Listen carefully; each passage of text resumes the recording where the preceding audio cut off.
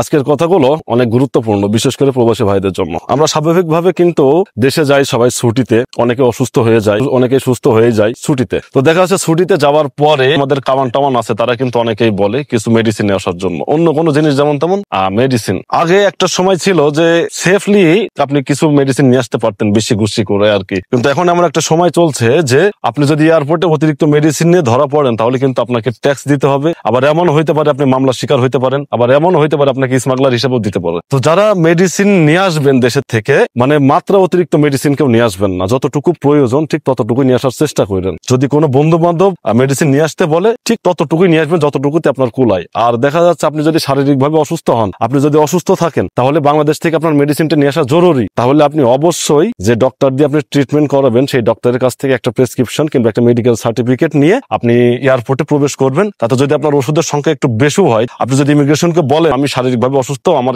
Medicine গুলো প্রয়োজন, আমি বাংলাদেশ থেকে নিয়ে আসছি, তো দেখা যাচ্ছে আপনি যদি মানে সঠিক প্রেসক্রিপশন কিংবা ডাক্তারের মেডিকেল সার্টিফিকেট আপনি দিতে পারেন ইমিগ্রেশনকে, তাহলে আপনাকে কোনো ঝঞ্ঝাট ঝামেলা ছাড়াই ওরা আপনাকে ছেড়ে দিবে। তো আসলে দেশের থেকে আসার সময় এই সমস্ত ঝামেলা হয় কিছু কিছু দিক থেকে, তো এই সমস্ত বিষয়গুলো নিজেদের একটু সজাগ থাকা উচিত।